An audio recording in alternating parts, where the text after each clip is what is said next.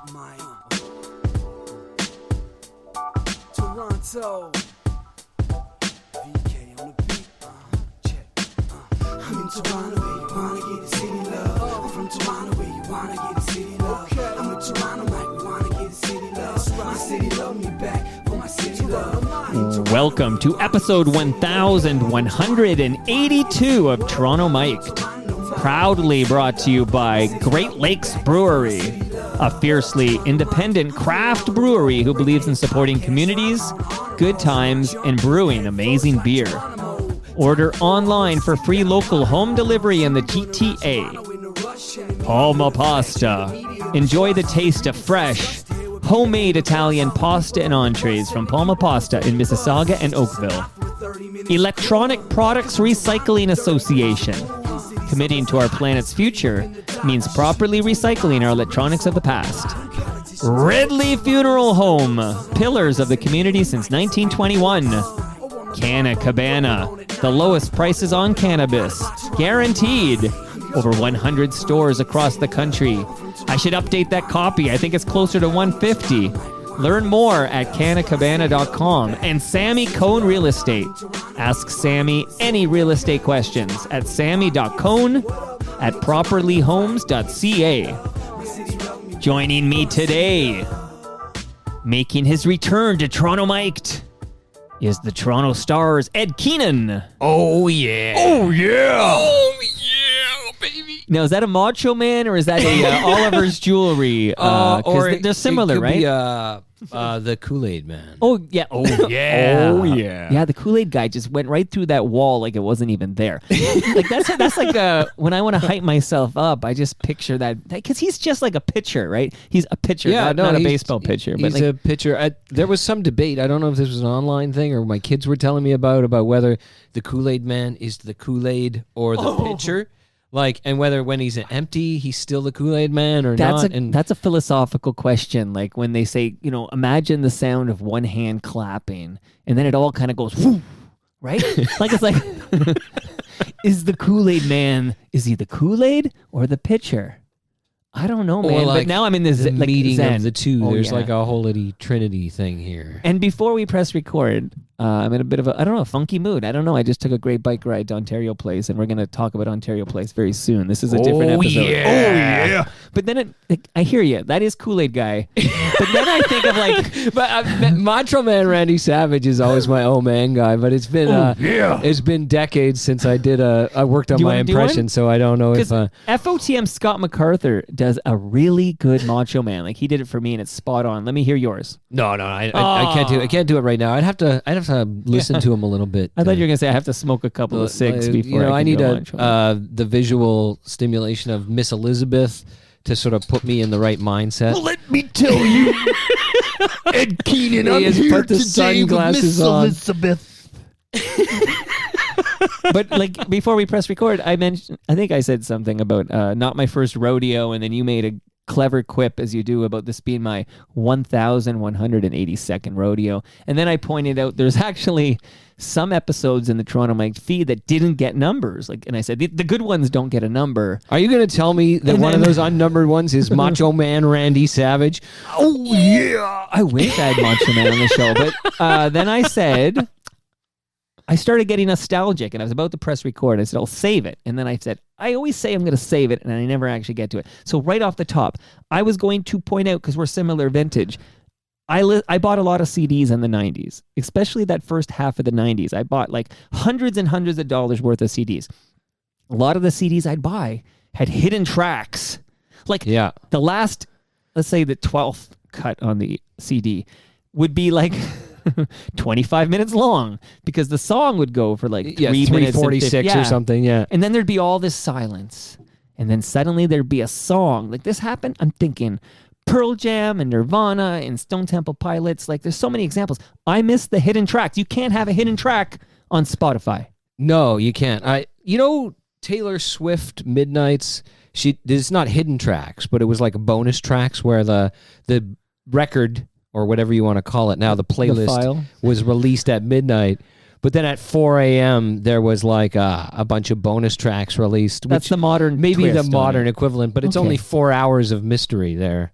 Right. I guess. But do you have any, like, did this happen to you where you would be listening to a CD on your boom box and you'd fall asleep? This what happened to me. And you'd fall asleep. Happened a lot. And then all of a sudden, a song would start playing because the hidden track, there's all this silence and you're sound asleep. And then all of a sudden, whatever. Like you've been lulled right off to sleep. And then there's a song. Half an hour later, all of a sudden, and it's always like some... It's something loud and proud. There was one, and I wish I remembered what it was, but they did the hidden track thing by having like, there's 10 or 11 tracks on the record. Right. And then there was like 87 blank tracks. Okay, I think I know where you're going. Track like...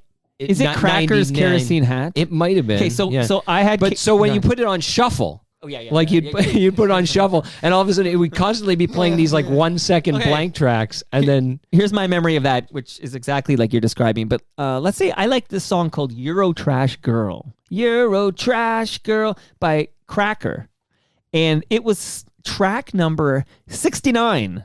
But there weren't 69, yeah, which is haha.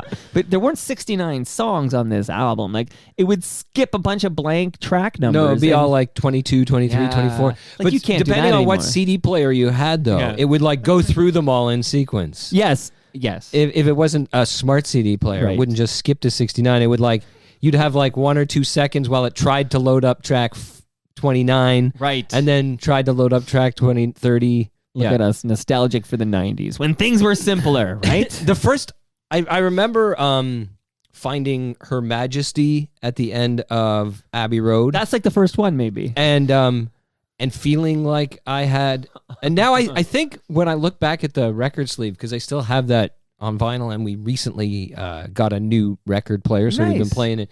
Okay. But I think Her Majesty is actually like listed on there, and yet when I first heard it, I didn't know it was there, and it's like, and in the end, the Right. love you make, and it's like, oh, here we are at the end, Right.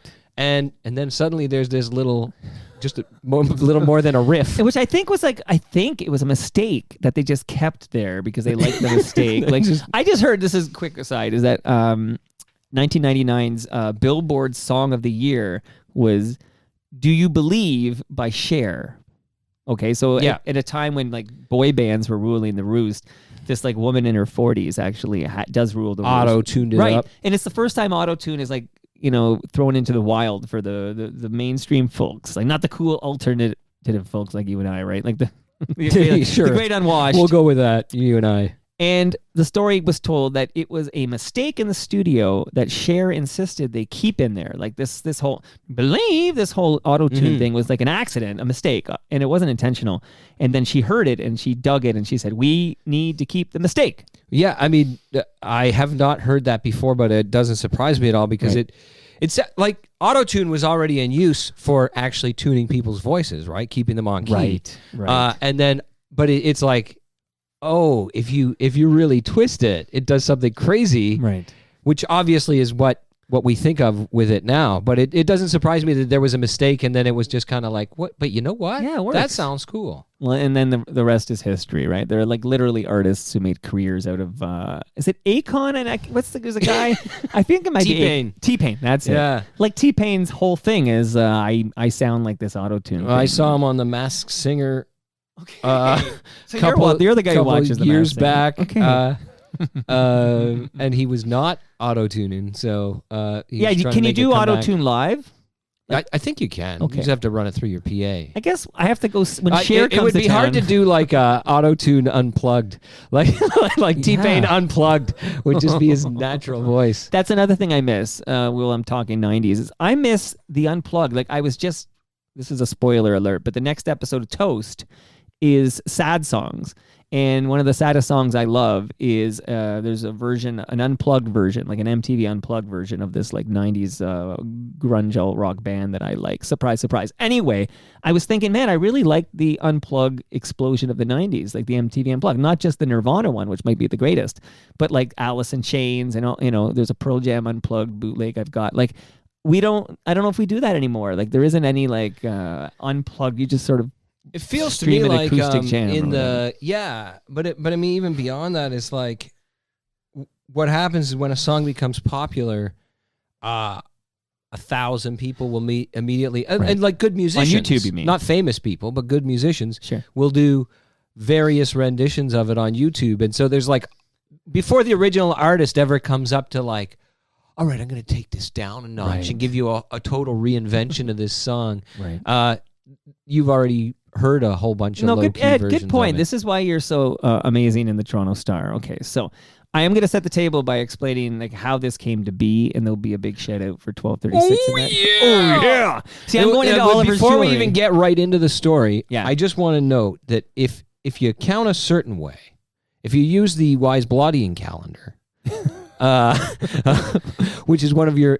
today is 1236. It's the 36th day of December, sorry. Except that's not 36. true. It's the 37th day. No. Oh yeah, you're right. Today's I'm the sorry. 5th. You know why? Here's There's my great 31 thing. days Okay, in December. you have a pair of glasses on the table, I right? do, yeah. When do you wear it and when don't you? I wear them when I'm driving. I wear them when I'm watching television or the movies. And I need them... they're progressive lenses, so Okay. I need them to read fine print, and then I need them to see distance. So let me show you something since we're opening the vault here on Toronto Mic early. You're in 2023. the So, magic zone. I'm in the where magic I zone don't where require them. okay, well, it's a magic zone that I've been in for like 10 years now, right? Which is I don't know. I'm gonna put them on for a second here. So okay, so like I don't need them. In fact, I'm gonna take them off because I'm kind of pretty comfy without them. But in the top right corner of my MacBook, the 5 and 6 no longer look different to me. This is where I'm at. So I glanced over and saw it was January 6th. That's what just happened there. And I went in my brain and said, okay, there's 31 days in December, and we're on the 6th. What's Keenan talking about? This is 1237. Okay, this is Right. That'll happen in real time really quickly right there. And then when you said no, and then I said, wait a minute, I'm seeing a Jan 6, but now with the glasses on, I see it's Jan 5. So... yeah, I'm in that weird spot where I don't need to wear the glasses, but I probably should start wearing the glasses more because the 5s and 6s look the same to me now. Anyways, I'm Well, getting there you old, Ed. go. I'm getting old. There you go. And tomorrow will be January 6th, which of course is the anniversary of a significant date. I was okay, there good. on the Capitol building. I don't know. Is this on your agenda? Well, I'm gonna now it is Okay. because I you're right. I was watching it on television, and I remember telling my wife that this is a coup. So I do want to talk about it. So let's set the tables by saying I did not book you on Toronto Mic today. I think it might be the first time like a guest is here that I didn't book. So we should explain this. Okay. All right. So I have this is some inside info for FOTMs to see how things work over here. But there's a recurring event in my calendar. So I live and die by my Google Calendar. If it's in there, it happens. Like everything, I just pick something up in, where was I? In Parkdale, and that's because it was in my calendar. Like everything I had a hit on Humble and Fred this morning because it was in my calendar. Everything in my calendar happens. Okay. And if it's not on my calendar, it might not happen because I live by this calendar. And I have a recurring event that the first Thursday of every single month from 2 p.m. to 5 p.m., I block that time for Mark Weisblot. It's been there for years. First Thursday of the month, 2 to 5. No one can, because my clients book me through Calendly, which looks at my calendar and sees if I'm available. They can't touch me the first Thursday of every month from 2 to 5 p.m. Eastern, because Mark Weisblot is going to be here. So this recurring event was his blockage, and he said he wanted to do something different because he was here last week, and we kind of recapped like 2 months worth of Ridley Funeral Home memorial segments and what's going on in the zeitgeist and Roger Shaw and all the typical stuff. And who's not at CP24 anymore. There's so many things we're covering there. How many lawsuits are there against Bell Media? All these things. So Mark said, I want to do an episode with Ed Keenan about alt media for Gen Xers, because we're all identifying here as Gen Xers. And I said to Mark, Mark, whatever you like. I love Ed Keenan. I love you. It would be my pleasure to recede into the background and turn on the mics and let you two hammer this out. Like I didn't envision I'd get a word in edgewise, and I was fine with that. And yeah, so then he booked me. It was a big he booked surprise you. to me. He was just like reached out. Did and you said, wonder hey, if he had it's authority? The big Gen X Media Gab Fest, and we're going to talk about alt media, and this is the date. Does that work for you? And I was, yeah. So when you stuck in your calendar to be here at 2 p.m. on the 3rd, did you have a moment of like, should I confirm this with Mike? Like, does he know? It never did you occurred think, to me. He's an agent of the... Typically, I assume that Weisblot speaks for you. That he does typically speak to me. So he how delicately speaking, he just took he's going to do this episode later. We're not doing the Gen X alt media episode, but I saw you in the calendar and Mark said, hey, I'm tapping out on this one. I said, like, why mess with my calendar? Like, I have Ed Keenan coming in. here. Like, let's just do it and we'll make it different. So this episode is that, and that's how it came to be. And Mark's going to, like, I guess delicately, because people will notice that he's going to take like a pause on his Toronto Mic'd appearances, but he will unpause at some point when he's ready to unpause. And then I will throw my door open and welcome Mark Weisblad back with open arms, because I am like his dealer when it comes to craft beer and weed. So, he comes How here. long can he go without? He needs his Great Lakes beer, so he's going to be back. And, of course, he only gets high on the Canna Cabana supply. So much love. Get your weed at a Canna Cabana location and get your craft beer from Great Lakes. Those are orders for all FOTMs. Ed, how was your holiday break? I'm still on it. This is part of it. You're part of the festivities. This is the... Oh, good. What is today? Today is the 11th day of Christmas. It's 12:36. Yeah, 12:36 is the 11th day of Christmas. And so the Feast of Epiphany is tomorrow. Okay. I believe. Do you celebrate that? Sure. I feast, but like every day. You feast every day. Yeah.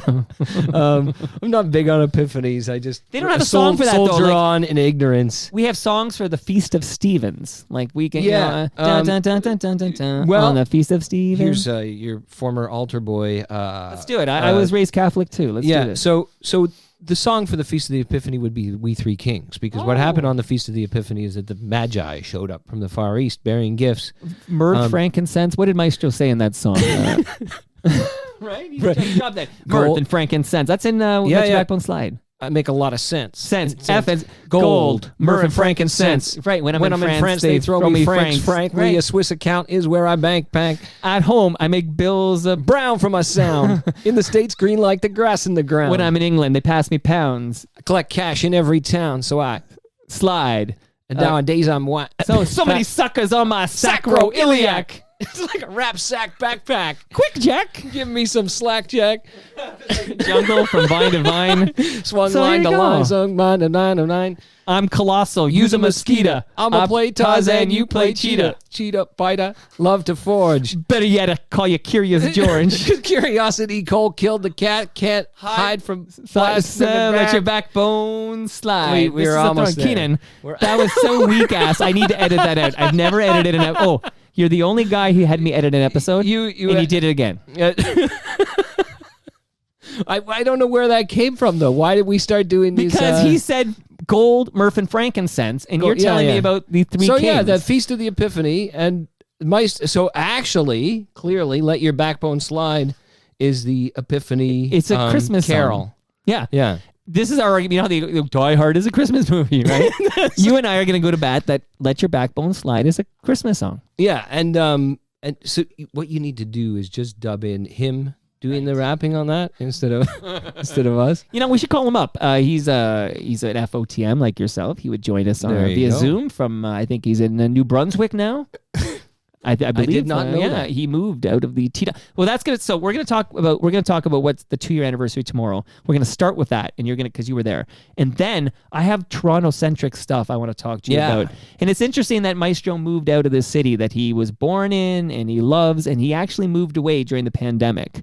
And that's kind of an interesting theme of some of the things I'm going to talk to you about.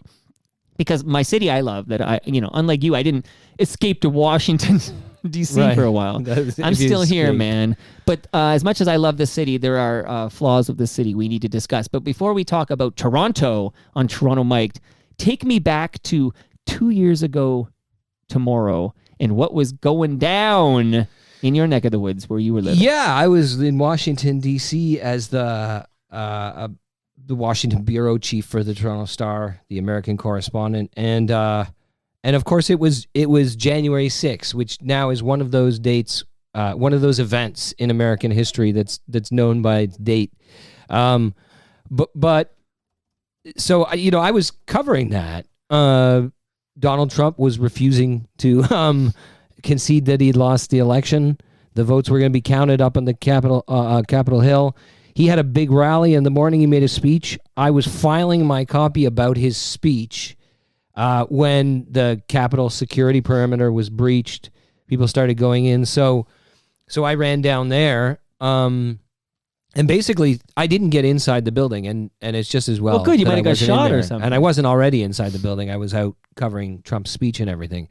But it was just a wild scene, as everybody knows by now, right? But there was, I mean, my biggest concern for me, because I was on the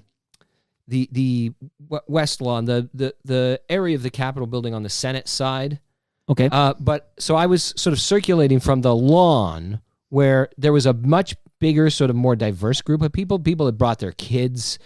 There were people in costume and stuff. There were like food vendors and stuff out there. Like our truck convoy. Yeah. And then when you got close to the building, there was this hand-to-hand combat going on. There were lots of, and at the time I didn't know who was, like, I assumed tear gas was being like fired out of the building by security guards or smoke bombs. Right. But I now understand that a lot of that, like pepper spray and whatnot, was coming from the protesters themselves. They were smashing at the windows. They were chanting about killing people. This and so is I insurrection. spent quite a few hours there while the insurrection was on. And it was really chaotic for me trying to cover it, not just because of the general chaos, but there was like, I guess because of the crowds and everything, you couldn't really get a good cell signal. Like, right. So I was trying to tweet out videos and photos that I was taking, but I was also trying to find information about what the hell was going on. So I would walk 2 blocks away and get an update and see that, oh my God, they're inside the Senate chamber. They're taking selfies. People have all been Yeah. evacuated. Right. And then you'd come back and I'd be in an information vacuum again. And so words are coming here and there from the insurrectionists themselves, the protesters, the people who often were like under the impression they were, and so let's say not the paramilitary types who actually got in, and you could spot them in the crowd because they're dressed like they're invading a foreign country or something, right? Right. But the sort of more average Trump rally attendee type people who were there were genuinely under the impression that this show of force was going to lead the members of Congress to like refuse to certify the election and call a new thing. Like, and correct me if I'm wrong, but the VP, doesn't he have the final like certification?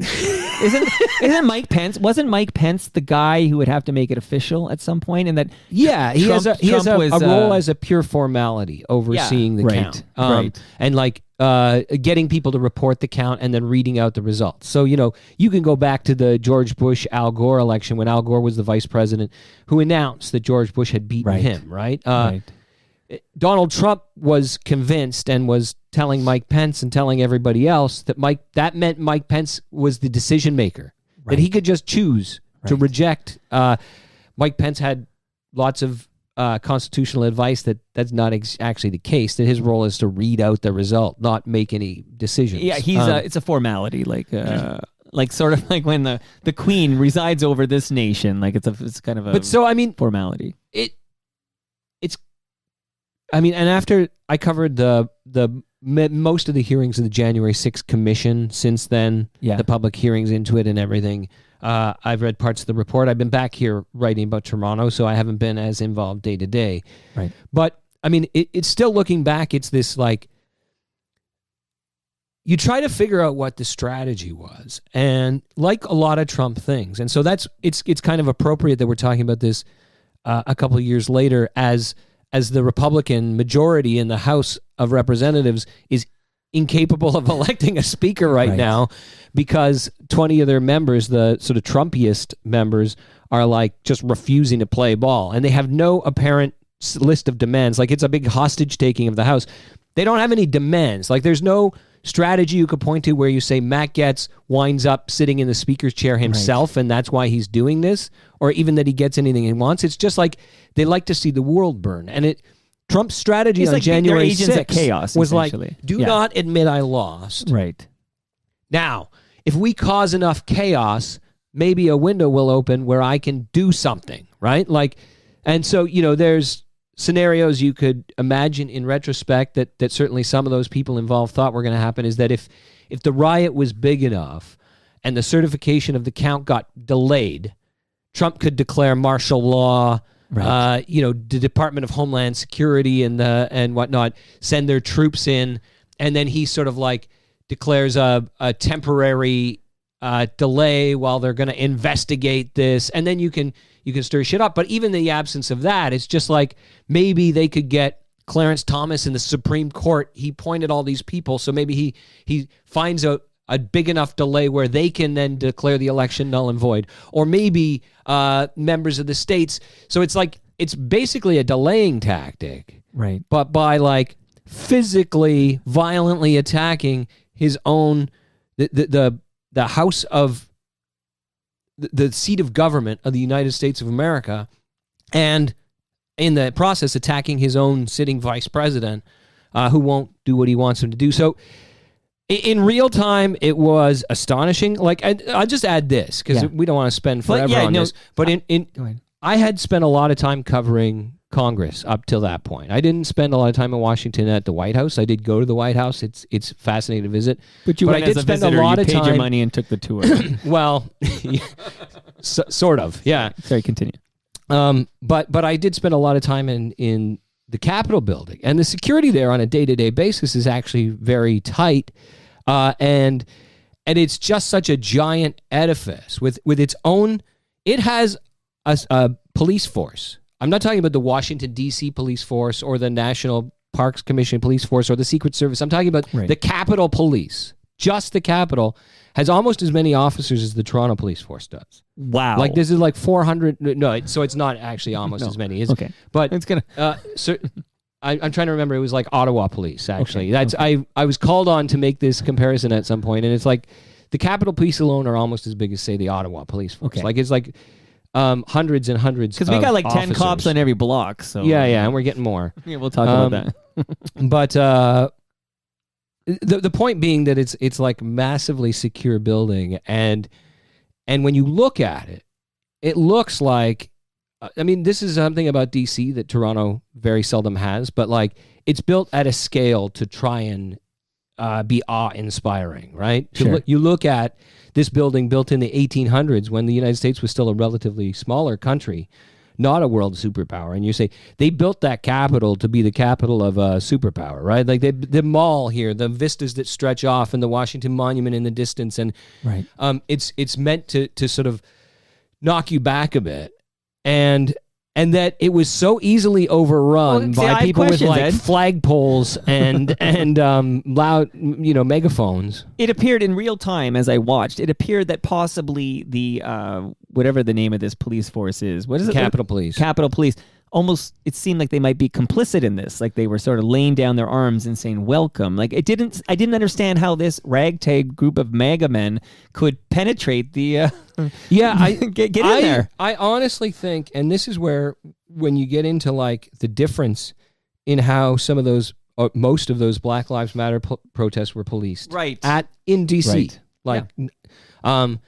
and this, Like Black Lives Matter weren't going to get inside the honestly, when they building. saw the Black Lives Matter protesters and knew that they were coming, Mhm. they would say, this is a potentially violent group of, Antifa and black activists and anti-police people.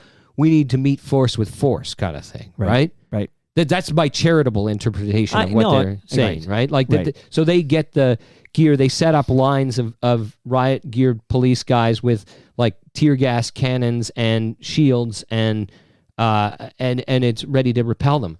I think, honestly, my charitable interpretation again is that when they're preparing for the Trump rally, they expected it to be like a Trump rally, like a bunch of noisy rednecks in their 60s who like to shout a lot, but who are basically friendly to the police, friendly to they authority. would exercise great caution. Like, yeah, they think it might be that, but they would probably, Yeah, and they did err on the other side of. well, they caution did. there. They did not. So in the moment, when you go back and look at even some of the video that appears to show Capitol Police people just saying, "Okay, just go," right? Right. And And this is after sitting through all these committee hearings and stuff. I think, honestly, those officers were trying to make a decision to try and not escalate the situation, not get themselves killed, but also not lead this into a gun battle when they believed, when they suddenly realized it could be, right? There were bombs planted in the morning at the DNC and the RNC. They still haven't caught that guy. Wow. So, these officers on the scene are suddenly aware that this is the situation, right? Sure. And so it's like that one officer who winds up being portrayed as a hero, who led the mob away from where Mike Pence was crossing the hallway right there. Like, he looked and saw the members of Congress and the vice president are right there. I got to take the... So he tells them, he starts a goose chase where he gets them to follow him in the wrong direction. And because we know he's leading them in the wrong direction and what was at stake, we can see that he's being heroic. But I think a lot of the cases where the Capitol Police are saying to people like, oh, just go this way, or like, listen, don't kick down this door, I will open it for you. They're trying to like prevent a scene of violence, hoping that they can get it back under control. Good point. And, eventually they did get these guys out of there. Now, where I was standing, back again out on the lawn near the Senate side, there were a bunch of, as the people inside were sort of starting to filter out of the building, and you could see, they're sharing information with the people. That's when I think some reinforcements from the MPD and whatnot had arrived, and there were a bunch of flashbang grenades that went off. It's huge. It sounds like bombs. There was more tear gas. People were herded away. Right. And it kind of ended with a whimper like that. After that kind of show of force, then everybody was like, well, I guess this is over. It's time to go home. Like, okay, we've got fine. our selfies. The one guy said, like, this is one guy I was standing next to, and this is the one day in Washington. Actually, I think it's the only time. And I went to a bunch of protests in D.C. I went to cover George Floyd stuff in Minneapolis. I covered a lot of contentious scenes.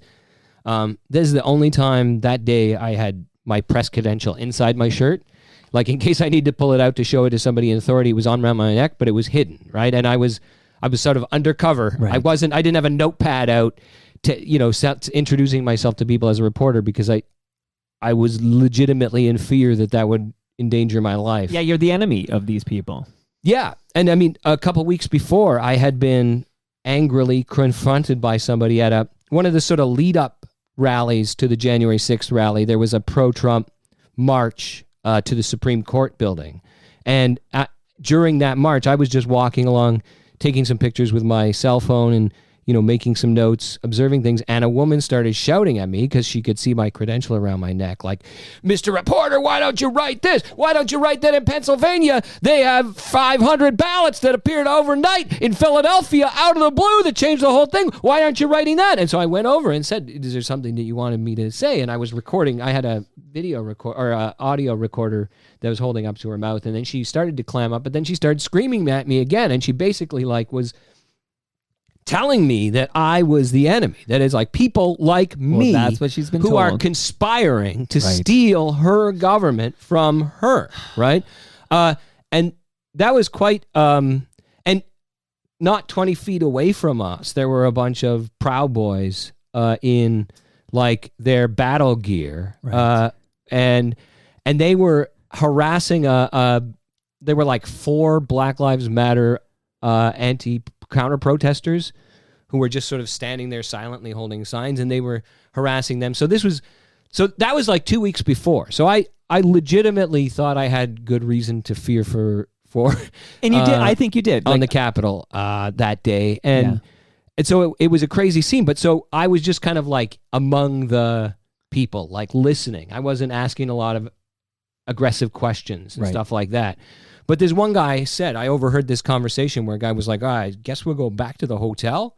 And the other guy said, yeah, my wife's going to kill me if I get arrested today. So we should probably go back and maybe get dinner and then regroup later. That was one of the smart ones. They're like just starting to talk about, like, and it's no joke. They're talking about like where in DC is a good place to go get dinner tonight. Like, and then as we're walking away, like, again, some of these more aggressive guys start loudly shouting, accusing some guy of being an Antifa agent.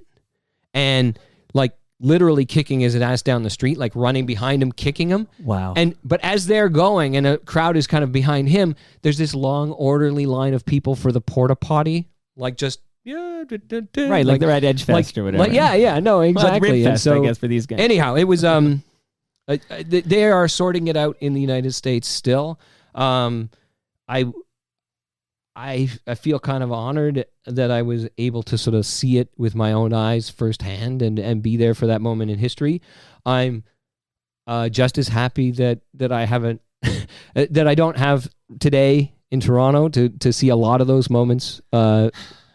You know, day to day. Well, now you can worry about things like the Real McCoy burgers in Scarborough and all these important things here, which we're going to get to. But just because I have a couple of quick questions. One is that, okay, I understand they made at least some of these people who were behind the insurrection, like literally made T-shirts. Like there's like January 6th insurrection style T-shirts that were made, right? Like, so a lot of it seems clearly like premeditated. It doesn't feel to me like Trump's doing a rally and then they get all, he pumps them all up and says, go make it right or something. And then like, it absolutely seems like it was organized on social media. I don't know, via Facebook and all these other places where such people would collect.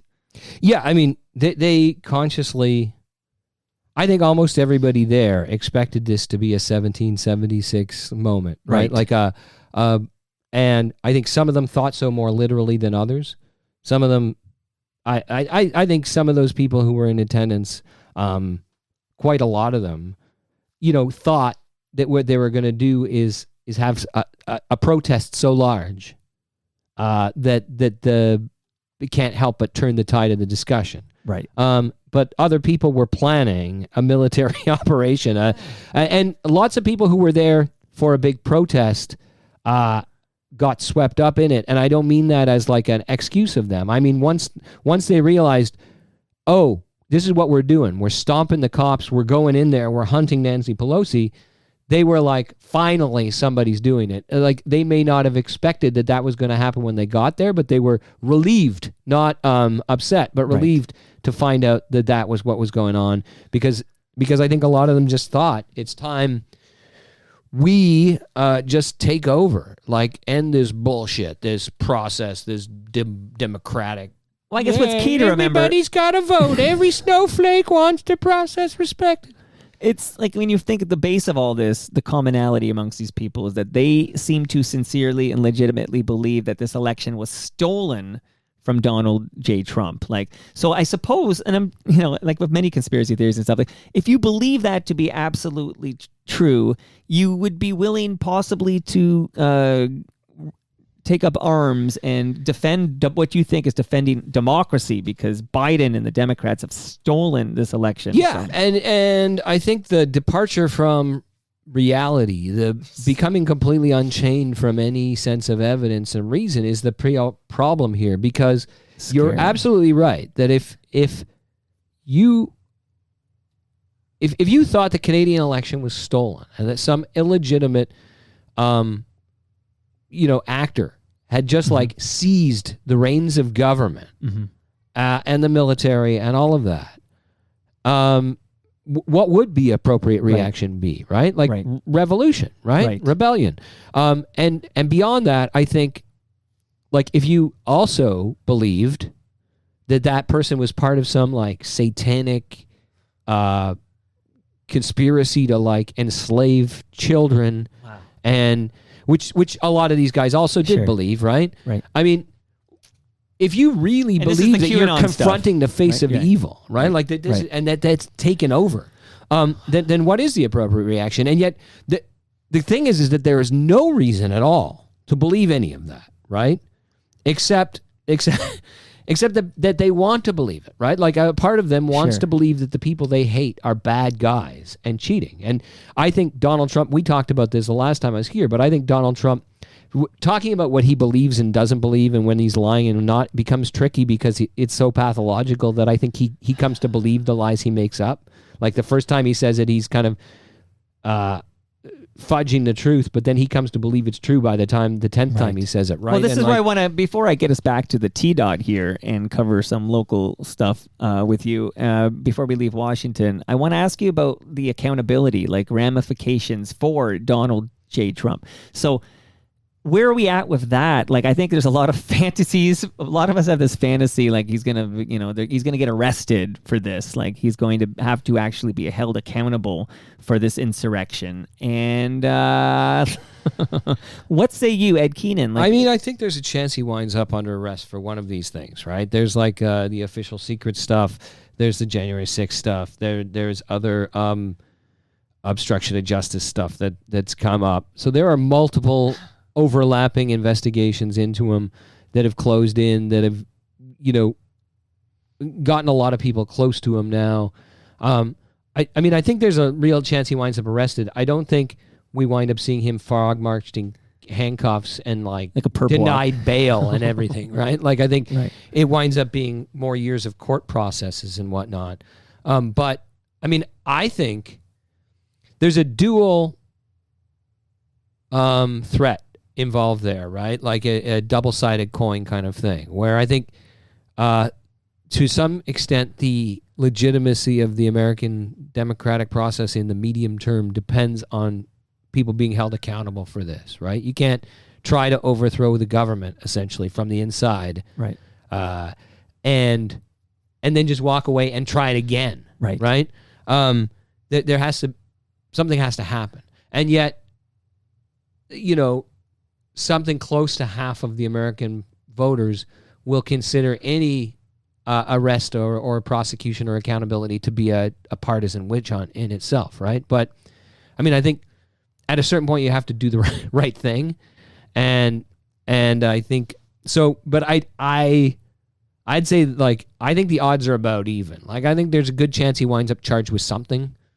I think there's a good chance he doesn't wind up charged with something, but I think it's like the chances seem to be higher than I would have thought they would have been a year or two ago. Okay. Well, stay tuned, everybody. What interesting times we live in. And that was surreal in real time. Watching that unfold 2 years ago tomorrow was surreal. But 2 years later now, talking to you, who was on the scene there, it's as surreal as ever. Like it's unbelievable that happened. Like this, it's just, to me, this is wild. So we'll stay tuned and see what happens next. But the anniversary is 2 years tomorrow.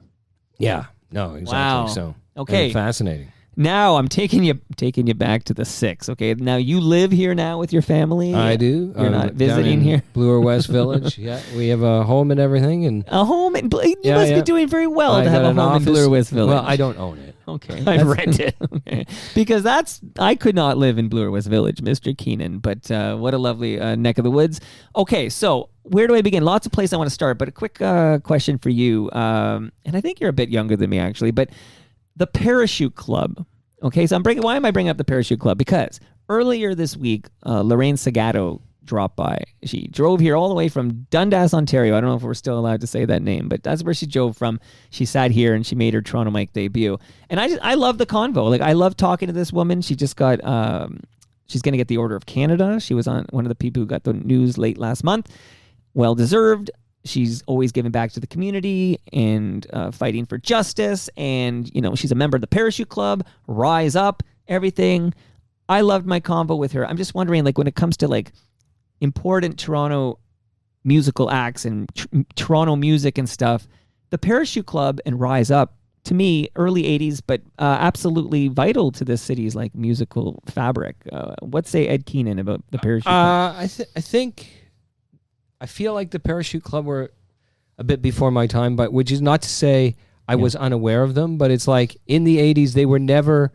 I heard this song, Rise Up, especially. That's the one I could name today. Well, that's the big one. But, and of course, like, Jack Layton used to use it as an anthem, like, later, when he was leader of the NDP. And Lorraine actually sang that song at Jack's funeral. Yeah, but I knew the Parachute Club as, like... maybe the Parachute Club and Rush. When I was like in elementary school, they were the big Canadian bands that people would name check or that you would hear like on on commercial breaks on the radio station at being advertised and stuff. And so I knew them as a big deal. Right. But I didn't have like any tapes of theirs or anything like that. Like I wasn't spending a lot of time listening with my friends. And I maybe haven't taken the time that I could have to grow an appreciation for them later in life. But they're more significant to me as like a signpost. Like in the 80s, especially the early 80s when I was like in elementary school. Right. They were kind of like these local, like you're aware of this thing, local icons, sure. right? Yeah, but you were more into I think Wham. possibly too. Yes, and for Canadian content, there was like Corey Hart and Bryan Adams. Oh yes, come on, Glass Tiger. Platinum Blonde. Platinum Blonde. Loved Platinum Blonde. I loved Platinum Blonde a lot, and then Mark then was like in charge of the Mod Club and everything. Yeah, Mark Holmes, later who on, came up with Lorraine because they both sang on "Tears Are Not Enough." Aha, there you go. And Mark infamously, I guess, took a limo to that recording. And I always look at it now like, okay, that was for famine relief in Africa. Like that was a bunch of people giving their time, donating their time to raise money to help with Ethiopian famine relief. And I just think it's so tone deaf, like that he took a limo to it. For somehow it just doesn't seem to fit for me. Like Toronto Mike would bike to the Tears Are Not Enough recording. That's what I would do. Okay, so the Parachute Club, Lorraine Segato was great. I just want to throw that in there. Can you say a few words, give us an update of what's going on? But Real McCoy, now you're here in Etobicoke right now, but on the other end of the universe, the other end of the city, there's a borough known as Scarborough. Far away, but close enough that it's still the same city. That's the city we live in. It's very, very big. Vast, right. I know Real McCoy. I've been there, believe it or not, but I know it because they have this they had this Mojo Radio Ripken banner that was celebrating the fact that back in like 2001, I want to say, Ripken had a contest on 640 Mojo Radio and announced that Real McCoy was the best burger in Toronto. And they had this big thing. It's been up there ever since. So that's like over 20 years ago. What's the update? The big news I got was that Real McCoy had to shut down because they're going to build condos, which is shocking. Yeah, and then the semi update was that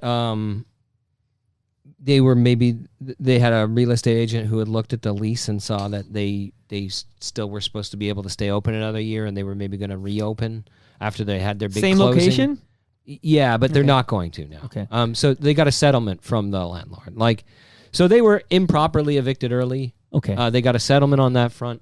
The owners of the Real McCoy are looking for another location and hope to reopen, but there's no, it's a family, right? And there's no sure thing that they're ever going to reopen and all of that. They've been there forever. And I lived in Scarborough for a long time. I went to Real McCoy a few times, and then my dad became a giant fan of it for takeout in the last 10 years or so. Okay.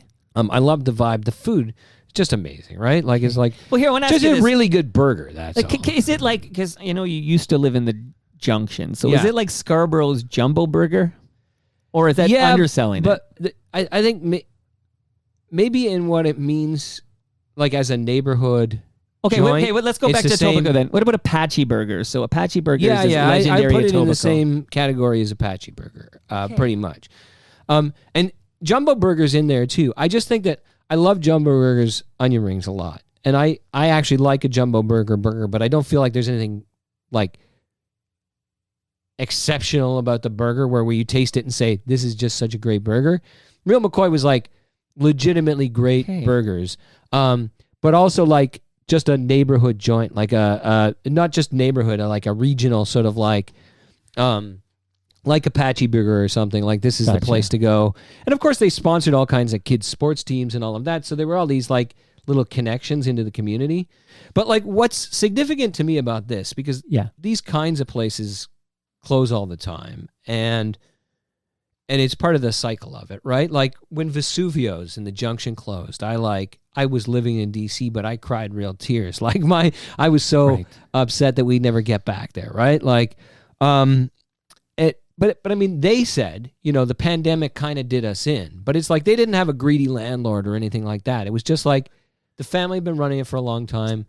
The kids who might be in line to take it over were doing other things. And this happens a lot. They were actually. thinking should we sell it and let somebody else ruin it? Or should we just call it a day? This kind of stuff happens, right? And it's always kind of sad. But you need a succession but plan. what's kind of happening now, and Yeah. this is the weird thing, is that so many of our landmarks, like I'm a big guy in believing that that like we need more places for people to live in this city. Yeah. We need more housing, and we need a lot of it. So I'm not like on an anti-condo march. But what keeps happening is that like all the places that are beloved because like they're the only place like that anywhere are getting leveled, and they don't come back, right? Like they're not replaced by some other one-of-a-kind institution. No, they get replaced by like an A&W is what happens. Or not even. Like it's like it's like a friggin' Pottery Barn or another Shoppers Drug Mart or a like block-wide LCBO, and it's like, and there's a glass tower. It's like, can we do something interesting on the main street to let these kind of places... I told... These are the character places that, like, you know, like you can't just be... Like, I'm thinking of your old stomping grounds of, like, Keele and Dundas there. Oh, wait, the stockyards, right? Yeah. Like, you just, okay, throw it. There's a Home Depot now. There's a Canadian Tire across the street. Like, it just sort of feels very... And I know Target was there, right? Famously, the only purpose-built Target in the city, as I recall. Like, every Target was, like, previously a Zellers, except they now built it's a Nations Foods, so... Which, yeah, that's right. Nations is good, but there's no character to that. No, and I mean, I think, like, my kids and I have a tradition. It started because my daughter needed a research project when she was, like, 8 or 9, and we were, like, we needed her off our back, and we were planning a trip to Montreal, and so I said, we were going to Montreal and Quebec City, and I said, can you research, like, the signature foods? Like, what are the foods we're going to have to eat while they're there? Because we're going to need 3 meals a day. Love this, yeah. And so she was, like, searching on the internet, and she came up with a list. Like, well, we go to, it's not just what's the food, but where do you go to get it? So we went to Schwartz's to get smoked meat sandwiches and all of that. And it's like, we had this place for poutine, and so now we've been road tripping for years and years, and everywhere we go, my kids look up a list. So we go to like, eat the Cincinnati chili at the place where you go, right? Primanti Brothers sandwich at the original location, downtown Pittsburgh. So you got that sandwich with like, pastrami or whatever you want, but with the coleslaw and the French fries on the sandwich. You know, we went to Pat's King of Steaks in Philadelphia to eat we've had the Lafayette dogs in Detroit. Wow. Like, and in Washington D.C., of course, like what might be the absolute only Washington, D.C.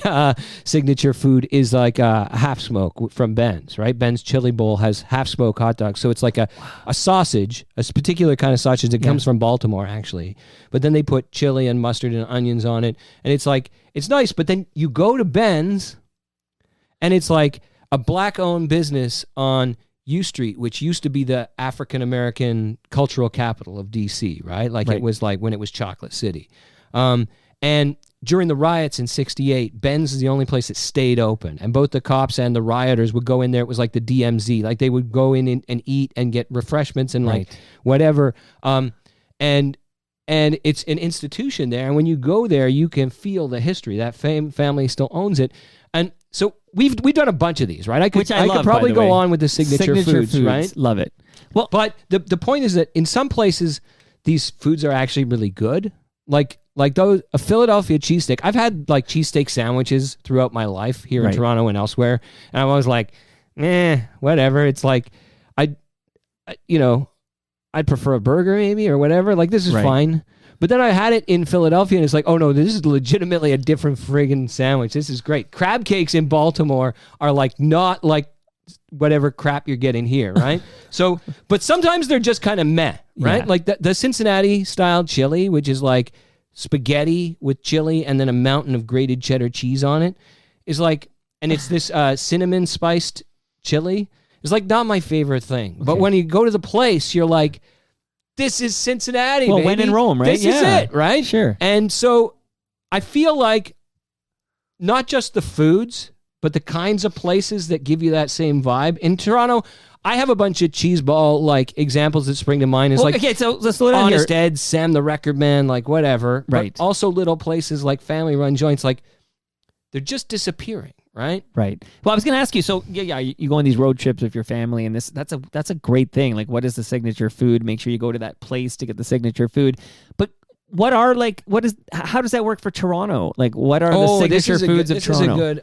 I've written about this a few times, and I'll probably write about it again. And I think, I love that everybody has different ideas, but it's interesting because one that for me would be P-meal bacon sandwiches, right? Especially from the market.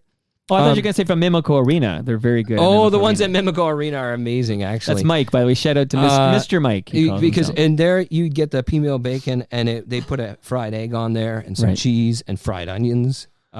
So good. One of the best deals for the city. But I mean, and lots of people say, I don't really like P-meal bacon, or they say, like, you can't get it everywhere. Like, it's not a everywhere in Toronto thing. It's certainly more of everything. But when I was in D.C., you just can't get it. Like, they don't have P-meal bacon. They don't have anything like it. They have the Canadian bacon is the ham that's on an Egg McMuffin. Yeah. That's actually called Canadian bacon. That's what Americans call Canadian bacon. It's not the same thing at all, right? Right.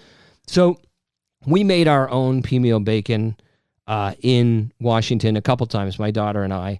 And, it was a little too salty, but I wrote a piece about it for the Star. And some guy on Twitter was like, this is the white bourgeoisie crap. Like, this guy thinks P-meal bacon is like what reminds him of home. Why isn't he talking about like great Korean food that you could get here, or Filipino food? Right. And I didn't respond to him. But in addition to everything else he was saying, in Washington, D.C., I had so many great Korean food options, so many great Filipino options, the best Ethiopian restaurants outside of Ethiopia. Like, every country's cuisine of the world you can get in Washington, D.C., just like you can in Toronto. But what I couldn't get was like butter tarts and P-meal bacon. Right. But you know what else I couldn't get? What? And this is, I think, like butter chicken roti, which butter chicken roti is like a Toronto invention, and it's amazing. Butter chicken is not. Right. Roti is not as a sandwich, although it's in parts of the United States, it's where there's not as big a Caribbean contingent. It's hard to find a roti sandwich, like a Caribbean style roti. And really good Jamaican beef patties are not a Toronto thing, but they're not an everywhere thing either. They're not like, they're ubiquitous here. You can get them so I mean, I'm open to other suggestions, but like, to me, the signature food is not just like, Toronto has really great Italian food. Obviously, lasagna is our signature food. It's like, well, every city has that. Right. David Sachs, who wrote a book about the death of the Jewish deli in New York. He's a Toronto guy. He's got a new book about analog. I wish I could remember the title. Like, the future is analog, or the future is like analog. that. Yeah, but anyway, at one point I talked to David Sachs about this, and he was saying, we were talking about, like a California sandwiches or San Francisco's veal sandwich. Yeah. Like the veal Parmesan sandwich with like all the sauce on it on a bun. You don't really see that in other cities. Like, you do see Italian sandwiches, but they're more like deli sandwiches. Interesting. And you see a meatball sub, but it's like a different thing. So potentially that's a Toronto kind of innovation that is also fairly common in Toronto, like to find like a veal or chicken cutlet sandwich served that way, which doesn't seem to be in other places. But I'm always open to more suggestions, but like, that would be my short list. There would be like butter chicken roti, P-meal bacon on a Kaiser or a soft roll, those veal sandwich from one of the two Little Italy institutions that's spread around the city. The California sandwiches. Here's another thing. Tell me. At one point I suggested, like, there seems to be some California connection because it's called California sandwiches. And so the short version, here it is. Let me hear it. The Italian community that immigrated to Toronto originally and settled in Little Italy, what became Little Italy. Yeah. Patron saint of that region of Italy was San Francesco, Saint Francis. So this restaurant opened, San Francesco's, and they start serving these sandwiches. And so when their competitor opens, but people, especially non-Italians, think that restaurant's called San Francisco's. Right. So they want those San Francisco sandwiches.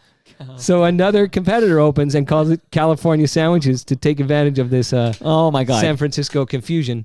I don't have it 100% for sure that that's the actual history, but from talking to a few different people, that seems to be the best guess of why we might have some idea. That's a fun fact right there. Love it. By the way, we talked about Mimico Arena having the great P-meal bacon sandwiches.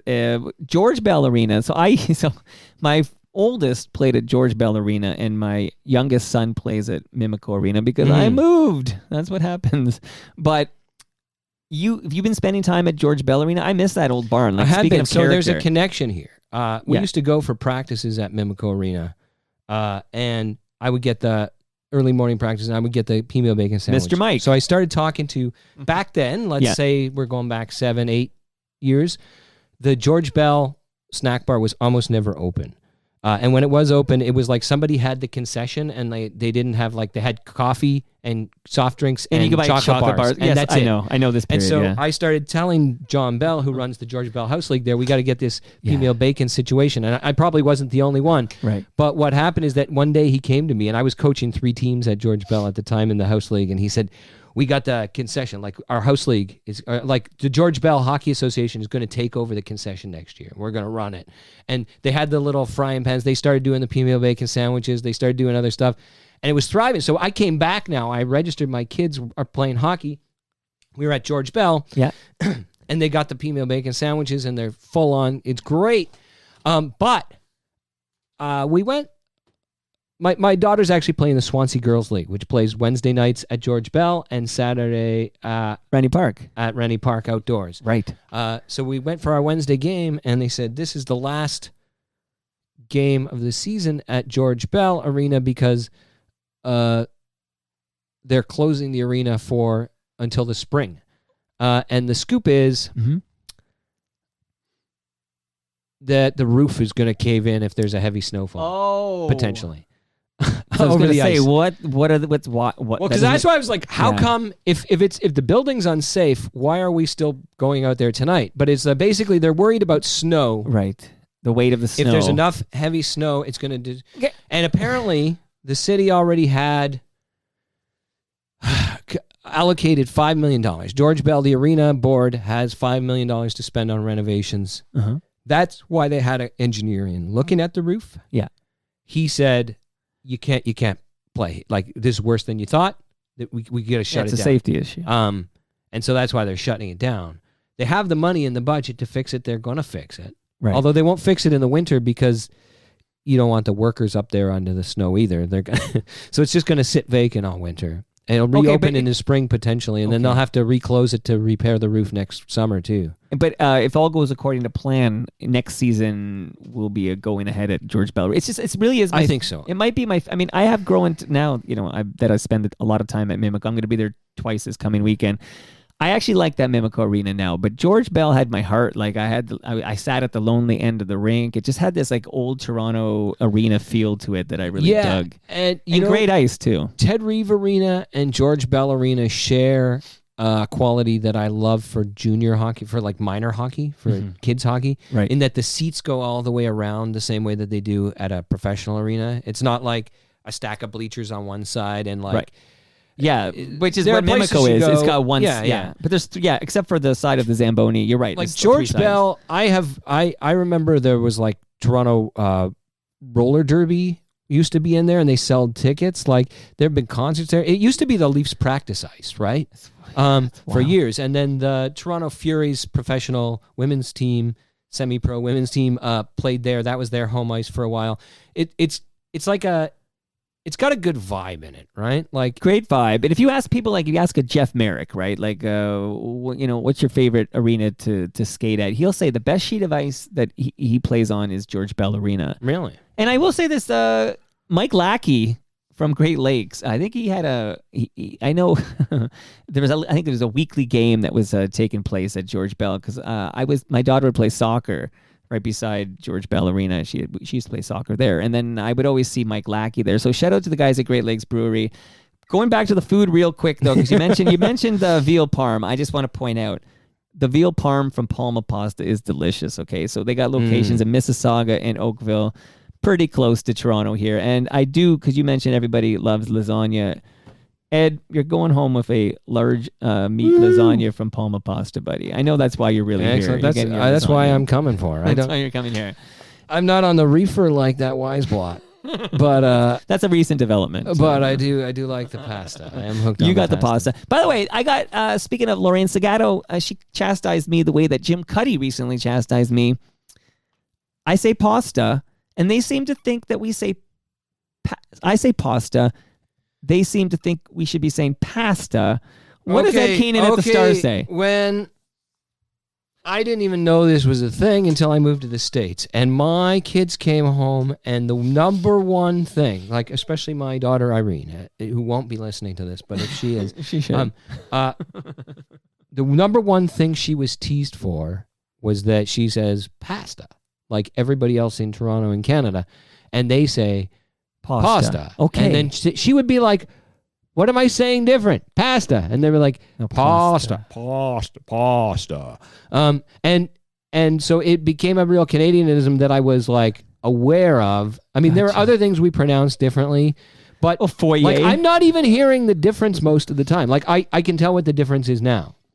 But when people would say, like, it didn't sound weird to me Right. when somebody says pasta. Right. It's just that Well, because we do my consume a mouth lot of says it American media. differently, right? Like, so my origin story, and I've told it a couple of times now, mainly to Jim Cuddy and Lorraine Segato, but I say pasta because I used to love Mother's Pizza.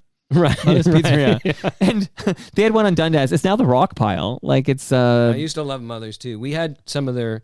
We'd get a float and Yes. the cup you could bring Yeah. home. We had those were some of our kid fancy glasses. Do you remember when the Blue Jays invested in it? Like Ernie Witt, I want to say, and some other. I don't remember so that, I no. digress. But okay, so there were television ads for Mother's Pizzeria starring Dennis Weaver. Okay, Dennis Weaver, who I didn't actually watch the Dennis Weaver stuff, like, 'cause I'm older than you, but not much older than you. But I knew Dennis Weaver as this cowboy dude with this great mustache, and he would be sitting in the Mother's, and he'd say this line, okay? Mother's Pizza. He'd go, pizza pasta. No, sorry, I'm butchering his line. I'm no Dennis Weaver, but he says, pizza pasta made perfect. Like, this was the line. Pizza pasta made perfect. And I don't know, my brain just said, hey, it's pasta. And I went with that because I was influenced by American media. That's how most of the world pronounces it, right? Like, that's Okay. how Italians pronounce it, right? Well, Yeah, well, Anthony Petrucci at Palma Pasta told me it is pasta, but now twice, Canadian musicians twice have told me it's pasta. So I'm just throwing that out there. Okay, thank you for that story because it explains a lot. No, I'm saying it the American style. My kids were mocked mercilessly for their Canadian accents, but almost exclusively around this word. So the two things in middle school, if you say washroom, they don't know what you're talking about. Wow. Like, it's the bathroom, right? Or you might say Okay. the toilet or the restroom. The fancy places would call it the restroom. Right. But it's like everybody just says bathroom. And not just the middle school people, but Yeah. like you go to, to your server in a restaurant and say, can you tell me where the washroom is? And it's not like they can't piece it together, but it's like the words are coming out like in a rush. So they're like, excuse me? And you say the washroom and they, what? The washroom. Oh, you mean the bathroom? Yeah, it's just down here. And it's like, if they had seen it Funny. written down, Yeah. I think they would know what a washroom is. But they're Right. so unfamiliar with hearing it. It's like if a Right. British guy comes up to you and you're like, where's the WC? And you're like, the who to what? Right. Oh, the water closet. Or if they tell you, I had trouble Water. getting here. I was stuck behind a lorry Yeah. or something. Yeah, You're yeah. like, lorry? So in the spur of the moment, though, whenever you're asking Americans for a washroom, they're always like, huh? The that's what? good. The what are you Let me ask you about talking another one then. Because I've been told this is similar, I guess, to the pasta thing. But would your daughter in school be making great progress or progress?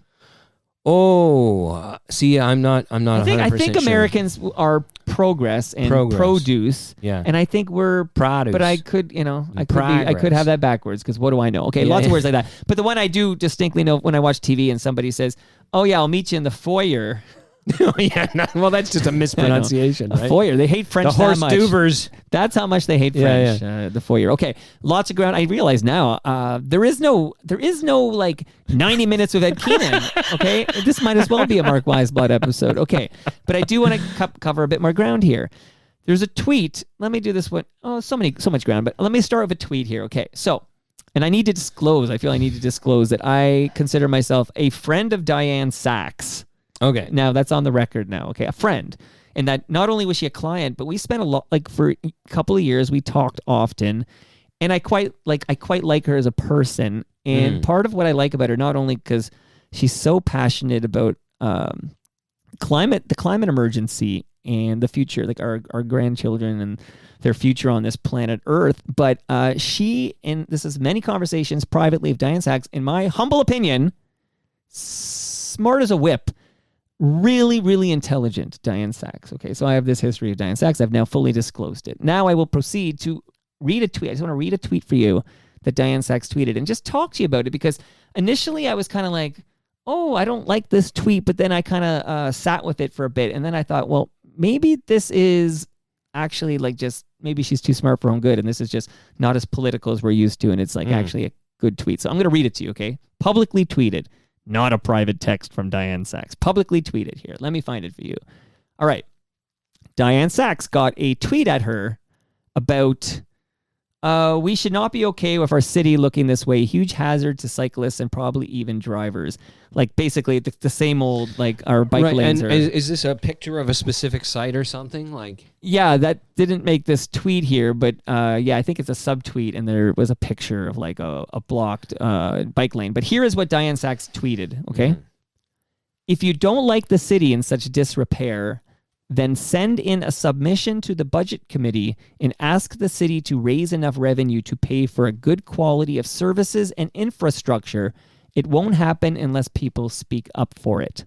Okay, that's the tweet. yeah. Let me go to you here, because when I initially read that, I was like, isn't that your job? Like, you're the city councilor and somebody's like raising this issue, and you're basically telling them to go fill out some forms and for the budget committee, because we're not going to have clear bike lanes until we have money to pay for good. And I feel like no, I feel like this is something we should have today. Like, I pay a lot of money in city taxes, etc. Like, we should have this today. Like, you know, I want to know what you think of that tweet. Is that like a correct, or is it just not as political as we're used to? Is it real talk and we're just not ready for it? I know I'm blindsiding you. Did this tweet become controversial? I've been on vacation, so You're I'm on just vacation catching mode. up here. Okay. No, but so here's this situation. Is I've just recently come back. I'm not up to speed on Diane Sachs entirely. I know who she is, obviously. I read up on it. I don't think I've met her in person. I know her a little bit by reputation. I've seen her at City Hall. Right. She doesn't have a big track record. She won a three-way contest to take over from one of the most progressive city councilors by pitching herself as a potential ally of John Tory's, although John Tory was less openly pitching her as a potential ally. She didn't vote to debate the strong mayor powers at the point where everybody wanted to debate them. Right. So that made everybody think, oh, maybe she's going to be a Tory lackey. I think probably she's more one of these, wants to be a centrist but doesn't want to rock a lot of boats, wants to see if she can get what she can from a relationship with the mayor. In terms of this specific tweet, I think if you're a politician and one of your constituents says the city hydro wires, city-owned property is causing a threat to my life in your ward, your job is to say, let me see if we can get that fixed, right? It's also your job as a city councilor, though, to try and get more money in the budget to repair that infrastructure. So she's absolutely right to say, in the budget process, we need people like you out there to support raising the revenue to fix this stuff. Absolutely, that's right. Yeah. But at the same time, you also, if one of your constituents reaches out to you and asks, it's like if you go to your boss.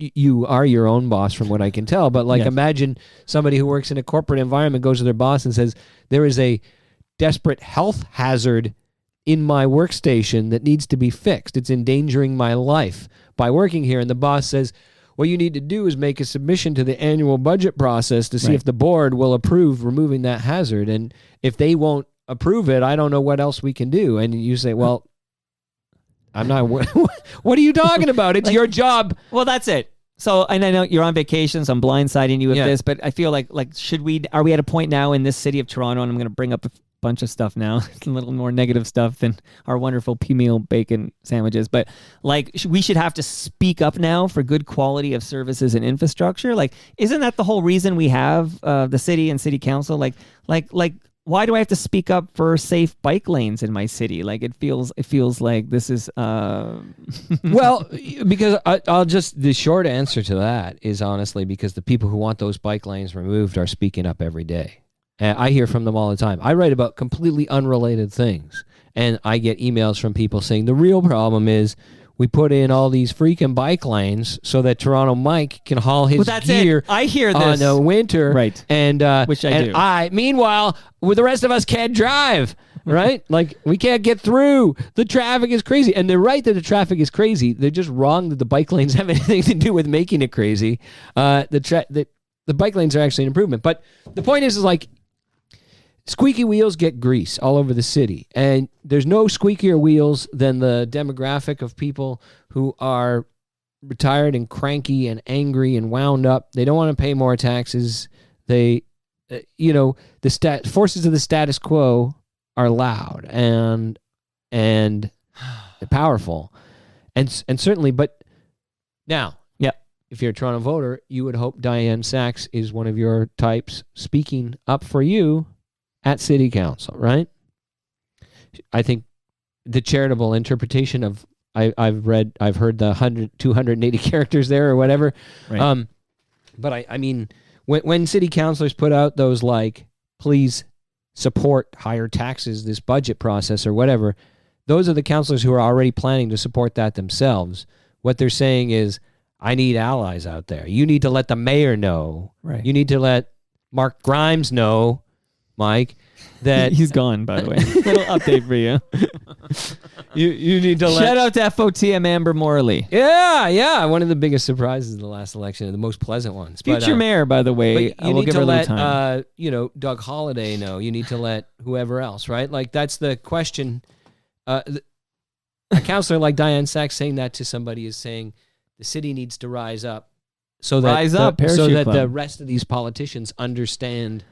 What I already understand, right? So, we're just not used to politicians. I feel it's just an interesting tweet. I wanted to bring it up, but on that note here, Neil writes in when he heard you were coming on. He says you may want to ask Edward Keenan. He calls you Edward. I know your name is Edward. That's mine. I like Ed. Yeah. I know. You may want to ask Edward Keenan about Vision Zero. In the last 8 hours, and he wrote this before a death. We could throw a stone from here, and a gentleman, a 59-year-old man, was killed in a hit and run. This black pickup left the scene, and this happened like you could throw a stone from here and hit that where that happened. But he wrote before that, in the last 8 hours, 3 separate incidents of pedestrian injuries, one of which, he is actually pointing out the one that happened, so he must wrote it after. What more does he think the city needs to be doing to put the safety of pedestrians and cyclists, thank you for mentioning that, Neil, first? I know you're running for office here. No, but I've written about this quite a lot before I left. I haven't written about it so much since I came back, and I haven't. Don't break my chairs there, Ed. I'll have to send I'm just an invoice. Adjusting the parts that are meant to be adjustable. It is strange how it does that, actually. I think the city needs to do a lot more, and I would say to the city council and the mayor, this mayor's credit, over the last 8 years, they have done some. If you've been in here, it may be hard to appreciate how many more miles of separated bike lanes we have now than we had 8 years ago. But when I went away for 4 years or 3 years and came back, I was like, whoa, the University Avenue lanes, the Bloor lanes, they all hook up. I have a safe route to work when I go to City Hall and stuff. There's still a lot more needed, but I think those are like good steps. But they need to do a lot more of that. And I think, like, I don't know the details of these specific cases that they're talking about, but I think, like, right now we have a speed camera. The most lucrative one in the city is on Parkside Drive near High Park. Yeah, and of course, there's a problem at Parkside Drive is that people are coming off the Gardiner, then coming off Lakeshore Boulevard, and Keele Street, Parkside Drive / Keele Street is the only route up to like the north end of the city, right? It's the you can take Windermere, which is a side street, you can whatever, but Keele Street is the basic way out. If you need to get up to the 401, if you need to You're right, like I think between Jameson and Windermere, that's it, because 403, right? Like if you're coming from Hamilton or like whatever. Right. So that it used to go right past my house. I lived on Keele Street, right? And so people fly, right? And so even though there's a ticket, and they know by now, most of the regulars know, like, I'm going to get one of these photo radar tickets, and yet they're still speeding because the road, the way it's designed, is basically telling them this is a 60 kilometer per hour zone. You feel safe driving at 60 there. But the signs say 50 or 40 now, right? If you want people to go 40, you actually have to redesign the road. Here's an interesting thing I observed. Yes, sir. I lived like you. Wait a second. I have to go out and check. Maybe not like you, but like people in your neighborhood. There were no sidewalks in my subdivision in D.C., right? I have sidewalks. And yet, there are parts of New Toronto that have no sidewalks. That is correct. And yeah. Mimico. Yeah. Few and far between in Toronto these days. But in my D.C. neighborhood, my suburban D.C. neighborhood, there were no sidewalks. And kids would play in the middle of the road all the time. Almost every house, not almost every house, but let's say 2 or 3 houses in each block had like basketball nets out on the road. Kids would just go out there. Our kids walked by themselves unaccompanied to school every day in the middle of the road. You know what they did do? Everybody there in that suburban neighborhood had a driveway, but everybody parked their car on the road, and they parked on both sides of the road. So there was two-way traffic, and then cars parked on both sides of the road, so the road was only wide enough for one car to barely get through. Delivery vans had a hard time. Right. But so you could not speed, right? Like there was no way to fly through that neighborhood. It was just like there's so many cars like were obstacles on the road, and the narrowness of the lane. You have to make the road narrower. You have to make the lanes smaller. And so you give some of the road, more of the road to pedestrians, right? You give more of the road to cyclists. You make the lanes narrow. And yes, you want cars to be able to move, but maybe one lane in each direction on Bloor Street today works better, in my estimation. When I drive along it, it moves along smoother than the old 2 lanes did, because you don't have people weaving in and out in front of you. But also, the speed on our highways, for instance, everybody drives 120 even when the speed limit's 100. Right. And that's because, like, safety engineers always think the road needs to be designed to be safe at like 20 or 40 over the speed limit, because they're assuming, you don't want a speed limit crash to be deadly. So you design it to be safe at much higher than the speed limit. Right. But when you're driving on it, what feels like the natural speed is the speed that's safe. If there's no other cars and the road's like real wide, like the lane is extra wide, you feel like it's just safe to go faster, right? And so then you go up. So what we actually need to do in the city, though, and it's a longer term project, is like redesign the streets in ways that force people to slow down. Now the trick is doing that while also actually allowing traffic to move. And I mean, I don't think fast-moving car traffic should be the city's highest priority. I think it should be down on the list, but it can't be no priority, right? Like deliveries need to be made. Ubers need to get people to work on time or whatever, or their hospital appointments. Like people need to get to the grocery store and back. Shouldn't take 4 hours. So I don't think cars speeding along is actually going to be the way that we get where we're going faster, right? Like I think you can move at a slower speed, more consistently, safely, and get where you're going faster than you would with higher speed limits if there's chaos and accidents and unsafe. So, I mean, there's a lot of engineering that goes into that, but I think the short version, in answer to this question, is that the roads need to be designed to slow people down. You can't just post a sign that says 30. You need, and enforcement is great, but what you actually need is a road that makes drivers feel like 30 is the speed they should be going. Great point. Now, this is a natural segue to something I just read from FOTM Matt Elliott. Shout out to FOTM Matt Elliott. This is the headline. Transit in Toronto has never felt so broken. Okay, let me tell you something, my friend Ed Keenan, that one of the reasons I literally, and there's many reasons actually, but I do bike everywhere I can bike. Like I have a weekly thing at Jarvis and Queens Quay, and no matter what the weather, like I'm getting there on a bicycle from here. I have these destination rides and stuff, and I'm taking the bike. I'm biking, and one of the reasons I bike is because when I do the math on the whole transit and the whole chaos, it's like, oh my god, like TTC is like, forget it. And I don't want to ever. I don't try not to drive anymore. TTC is whatever. Now I'm on a bicycle. Okay, not everybody can bike everywhere, and I'm well aware of that. So where do we go from here? Like transit, okay? Somebody wrote in, if you're having Ed Keenan on, they said, we need to discuss Eglinton Crosstown, Ontario Line, etc. Like, what say you about this transit problem? Oh, man. In Toronto? There's not a transit problem. There's a whole series of problems. And so the Eglinton Crosstown and the Ontario Line, among other things, the Finch LRT, these are part of the solution. There's a whole nother problem in the competence of Metrolinx, building them in a reasonable time frame as expected on cost. Like that's a separate issue, almost a separate problem or a contributing problem or a spin-off problem.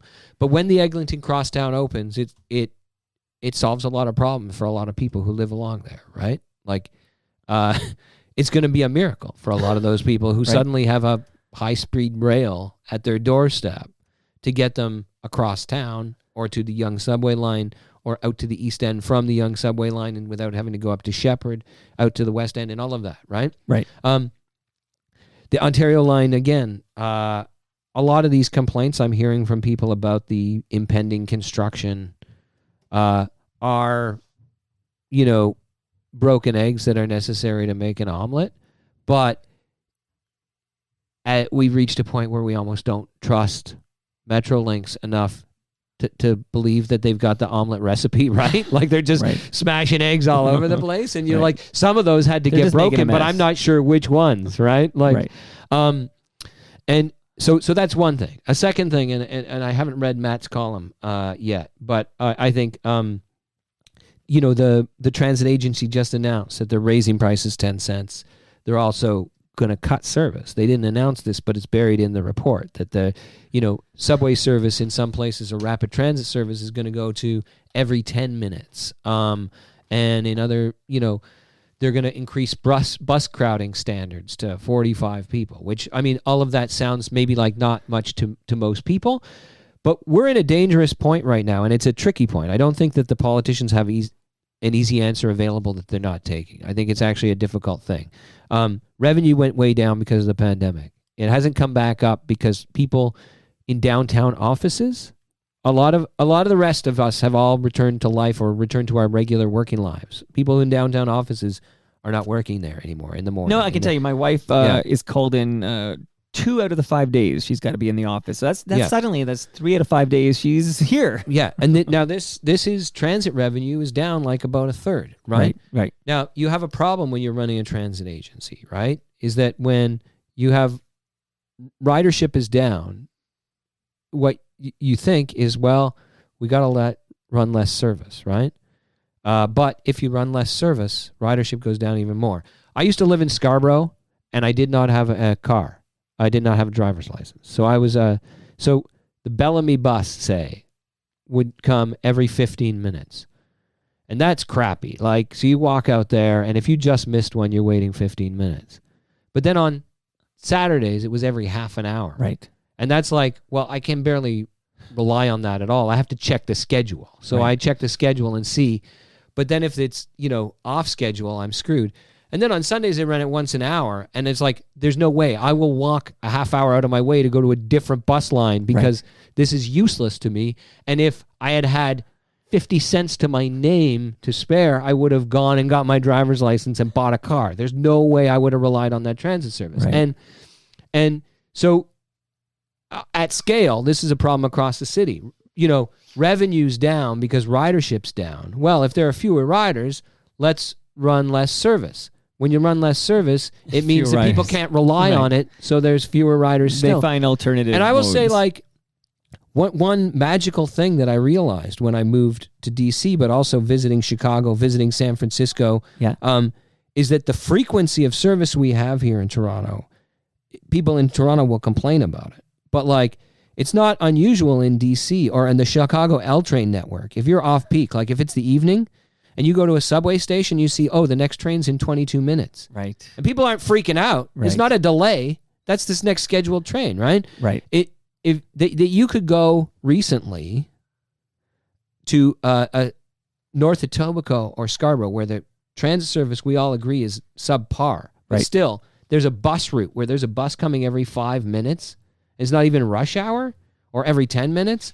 Like, this is a level of suburban service you don't find in other cities. Interesting. And it's a great asset to Toronto. And what we need to do is not foul that up. The problem we're going to have right now is that we're short money. And the solution to that in the longer term is going to have to be that, like, if we want the riders to come back, the service needs to be there for them, and it needs to be reliable enough. But there's another problem right now, and believe it or not, it's a housing problem, is that there's a lot of safety issues that are real and perceived on the TTC right now, that people are really, and I did a CBC segment talking about this recently. You can get a lot of things twisted up when you start talking about violence. But, like, there have been a couple episodes of random style violence, like unprovoked violence on the subway. And what contributes to that, though, is, like, let's assume whether or not those are entirely random, not part of a big pattern, but just, crap happens in a big city and you hope it's not going to happen. But is that, like, after that segment, I got on a subway train to go home. Mm-hmm. And there's a homeless guy sleeping on it, and it's fine. So I sat down at one end of the, next to where the driver would be, except it's not like one of those driver or conductor cars. It's just an empty thing. So I'm in the seats beside that. And this guy gets up. He's probably 25, but he looks rough. He's obviously sleeping rough, and he's got a backpack. So he walks over to me to the only seat beside me. So I'm in one end of the train, and he puts his bag down on the seat right in front of me. And then he pulls a pair of scissors out of it and just stands there, sort of with his mouth hanging open, breathing hard. And now I just came off a segment on the CBC where I've been talking about two violent stabbing episodes on the TTC and a attack. Right. So I stood up and I walked past him, and he just kept staring at me, and I walked, and he put his scissors back in his backpack and he sat down. And so I don't know. In the general scheme of things, I didn't feel like he was a big threat to me. Maybe he was going to try and stab me or something. I did feel afraid, but I just didn't. It's not the kind of thing that I'll carry with me for the rest of my life, where he made some stabbing motion. It was more like he put it down there. He was staring at me. He was holding these scissors. But in that moment, you're worried for your personal safety. But then everybody else on the train who had just watched him, I didn't see what happened where he was sleeping before or where he was lying before. But they were all watching him, and so they saw me coming out, and they're all staring at me like. So I actually got off the train and got on the next train. But I think what's happening here is that people don't have a place to live. They're in park encampments. They're in all kinds of places. They're going, and you see this in other cities. They go to the subway because it's warm, right? It's dry, but that creates issues, right? That it creates issues both because some subset of the homeless population, especially those who are sleeping rough, who are on the TTC, have other issues they're dealing with, whether it's substance abuse, whether it's mental health, and all of that. Right. But also just because, like, the nature of those of somebody who's trying to sleep and stay warm there, and whose life is a ball of stress, being surrounded by commuters who hate them and don't like them. I just want to connect one dot here, though, which is the thing, is that, like, recently there were elections in San Francisco, in California, and public safety, quote unquote, was like the big issue in those elections, and Democrats were kind of losing.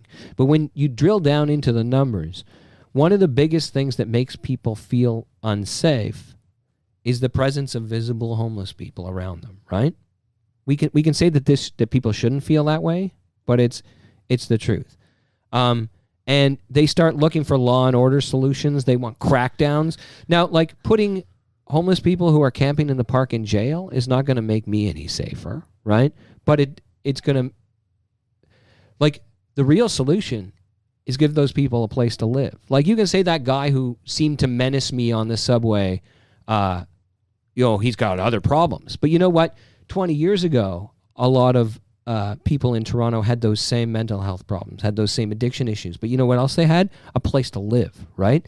And so the issues of homelessness that you see in Vancouver, in San Francisco, increasingly in Toronto, on the street, that make people feel like this is an unsafe situation, even while most of our crime statistics, other than car theft, show that actually crime is continuing to go down. Murders, violent assaults, all of those things, there's less of them now than there was last year and less than there was 10 years ago, you know.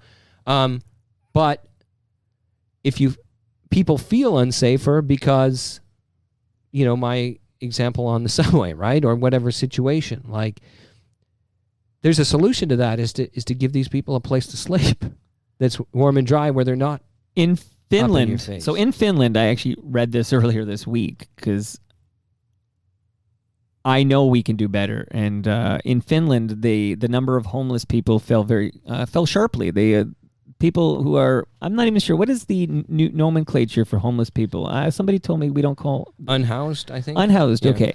So those unhoused people, they got a small apartment and counseling with no preconditions, and 4 out of 5 people affected made their way back into a stable life. Like this is in Finland, slightly more progressive than we are. But if you just look at the cost, like monetary cost, this is less expensive than accepting homelessness. Like, I just think we need to start tackling this problem. Yeah, I mean, right now we come up against a few things in Toronto. We do have a housing first policy in Toronto. David Miller began it. It continued to some extent under Rob Ford.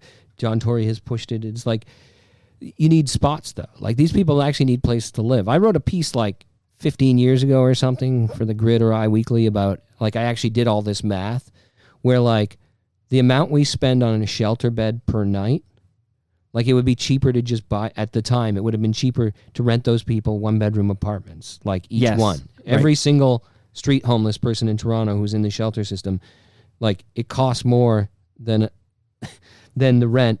Or we could have bought them all a condo, right?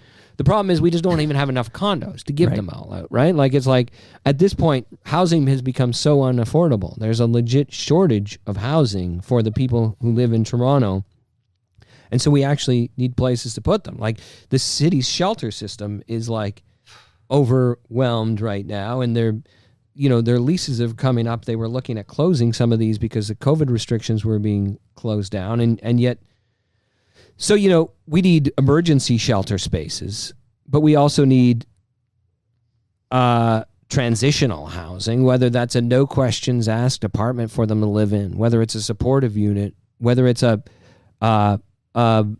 rooming house, right? Like, I think like Airbnbs, and this is no judgment on anybody who ran one, because I had considered Airbnb my whole house when I moved rather than selling it, right? Like, I think everybody's trying to make the best decisions for themselves. But the number of rooming houses and, like, basement apartments that got turned into luxury vacation rentals, that takes out the low end of the market, right? And it's like, we just need places, inexpensive places or even mildly expensive places for people to live.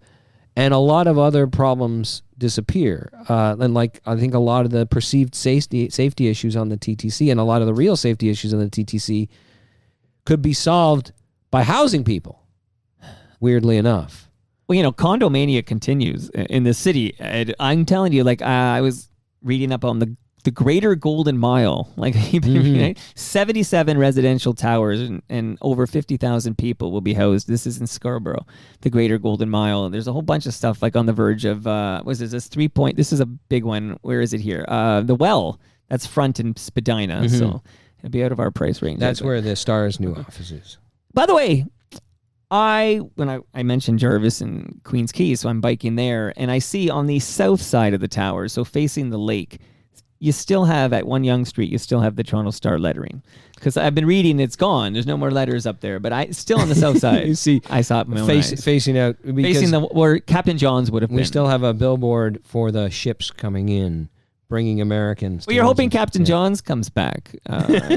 Speaking of places with character. Right. That have disappeared. Well, I just watched, so with my library card, I get Canopy with a K, and I was streaming the The Silent Partner. Have you ever seen this movie? So it's a Christopher Plummer movie from like the late 70s. John Candy actually has a little role in this thing, but it's really Toronto. Like you got to see it just because this bank is in the Eden Center. They're going to the Silver Dollar. It's so Toronto. They have like they have a meal at Captain John's back when it was actually like a decent, because I don't know if you're my age, you know, we don't remember Captain John's as like a swanky As cool being place a to go. fancy It's place, just yeah. been a dump since whatever, since the 80s or whatever. Okay. So there is a lot of like development. I just, you know, Cloverdale Mall's got to close soon because there's going to be a huge thing's going to blow up there. We're not far from like Park Lawn right here where the Mr. Christie's factory, that suddenly is like a whole like new city unto itself that didn't exist, you know, 20 years ago. It's just, there does seem to be a lot of condo development. The Galleria Mall, my Galleria Mall. Now that's a development. Honest Eds, we talk about the character in the city. But if you look at the, like, so actually like, oh, I recently compiled a bunch of numbers about this, and I don't even have them that's at okay. my, because You're on it was vacation, like 25 years since amalgamation. So I wrote Right. a anniversary, like happy birthday column or whatever. But you know, however many units we've built since 2020, Yeah. or since 2000, which is a lot, right? Because Yes, like it's a none of lot. those high rises, there was no development south. It was a sea of parking lots south of Front Street. Right? Like City Place did not Strange exist. Brew. Go watch Yeah. Strange Brew. Yeah. Okay, early 80s. It's all parking lots. Liberty Village was just Right. warehouse buildings, Lofts, no yeah, high right. rise, right? Yes, yeah. yes, So, yeah. we have built like, but whatever the number we've built, like our population has grown significantly more than that, right? And Right. in the meantime, also a lot of former like I bought a rooming house in the Junction and evicted the tenants and turned it into a single family home. Me, I was like poor. That was the cheapest house in the whole city, and I, you know, but that's happened at scale. Like it used to subdivided places in mature single, like, so the Right. upper middle class has moved back into the city, and so when you look at the population density of the annex, it's gone way down, right? Like lots of downtown neighborhoods like that. Yes, we've built a bunch of condos, but at the same time, lots of new people have moved into the city, and the population has grown, and it's just like there's not enough supply of housing to meet the demand. Now, when we're talking about homeless people, when we're talking about the very low end of the market, we also have a real desperate and dramatic shortage of like subsidized housing possibilities and affordable units and the types of But places. doesn't it have to be a part of these new rent geared to developments? income I'm sorry. co-ops that serve people who are never going to really be served by the market, right? The housing market in a growing, thriving city, right? But like we need both, right? But Ed, when you're a new developer and you've got a new complex you're building, let's make it up. Like the Cloverdale Mall thing that's gonna, you know, I saw that. Or we could do the One Young Street. You can name it. There's so many big developments going on in this city right now. But isn't there some legislation in place, some bylaw thing or something like X percent of There are a couple different ones, yeah, where like a certain percentage of the units have to be like affordable, guaranteed housing. affordable, often Whatever that run means. administered by the city. There are different definitions. Some are like affordable by market averages. Some are affordable like the Toronto Community Housing will run it as a rent geared to income spot. Some of them, there's all different standards. But we do usually or mostly are imposing that on new developments now, that a certain number of units need to be affordable by some definition. And you know, maybe we need to do more of that. But Right. at a certain point, it's like you keep saying, I don't know if we're at that point. And actually, I got to look into this more. But it's like, Sure. Well, I'm giving you homework for next time. when we're you, saying, come back. say, you know, when we do that, it's like you say to a developer, like 20% of this units you build here you're gonna have to give away for free, right? The developer's like, well, let me do the math and whether that's still going to make it profitable for me. The rest, can I charge enough on the rest of these units that I still make my profit that I need to make? Because this is just an investment for me. Sure. I don't love building housing out of the goodness of my heart. Yeah, you're in it to make money. And if they can, then sure, they do it, right? And the cost is passed along to the market unit Right. people, right? And if they can't make money at that, they say no, or like the project goes kaput or whatever. But, you know, at a certain point, does the city really think it's going to, solve all of its affordable housing problems by turning all subsidized housing over to the whims of developers, right? Like if the city wants to build subsidized housing units, the city should goddamn build subsidized housing units, right? Like you've got this city-owned land. If you want to build public housing on it, or mixed market housing, or co-op housing, like nothing's stopping you. And to some extent, we are doing that or trying to encourage that in spots. But it's like, it's the same with like, there's no solution to the shortage of homeless shelter spaces that doesn't involve A, opening homeless shelter spaces, and B, probably finding a place where those people can go and live, because there's nowhere for them to go right now. Look, then right? they get that NIMBY bullshit, because on Lakeshore they were proposing a temporary, like a homeless shelter, and this was quite a moment in this neighborhood, because neighbors whose faces I see, on a regular basis when they're mowing their lawns or whatever, were protesting against this, and I wanted to get a protest in favor of, like, it's like this NIMBYism is out of control. Nobody wants it in their backyard in the city. No, exactly, and it's a truism, and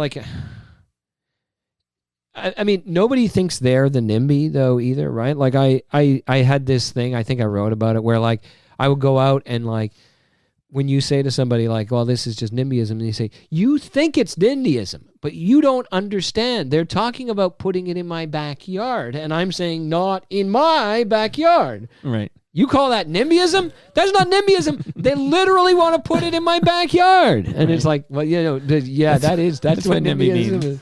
Yeah. And I realized, oh my God, there's so many topics here, so much, and I am getting slightly depressed here. We are going to have because I wanted to just bring this last thing up. So we talked about a lot. By the way, Chris Black did write in and say to talk about city golf courses, but I don't have anything to say about city golf courses because I don't know anything about it. So I don't know. Like, do we have a lot of like is there? I've done most of my golfing at city-owned golf courses. I would have to say, like I barely golf at all. Yeah, like Dentonia Park near Victoria Park Station, or Scarlet Road, Tam O'Shanter. There's a Dixie one, but like I don't know if that's Mississauga or Toronto, but okay.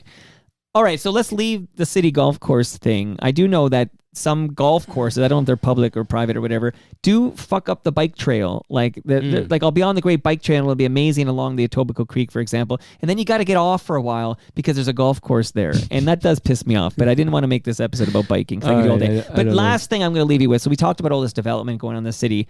There's a proposal for our Ontario place that includes a private water park and spa with underground parking for more than 2,000 vehicles. So this will be our last topic today. I'm thinking Ed Keenan visits once a quarter, sits down in that seat, and we hash it out of all this stuff once a quarter. Like that. They're going to have to be like 4 hours. It's like... Well, we're going to keep this under 2 hours. It depends how the Ontario Place chat goes. But I will just preface this to say that I visit Ontario Place. I would say I'm there maybe 3 or 4 times a week, like in a typical week. And I like to bike through Trillium Park and then go through, and I often take photos there like I did today of my bike. I do this bike TO photo thing there. What the heck? Private water park and spa? I went down for the first time in a long time with my daughter, like for the first time since we moved back, but it was a long time before that. We had gone, the new Bill Davis Park, the Trillium, yeah, that's the Trillium one. The newly renovated part. It's great. We did go and visit that once when it first opened.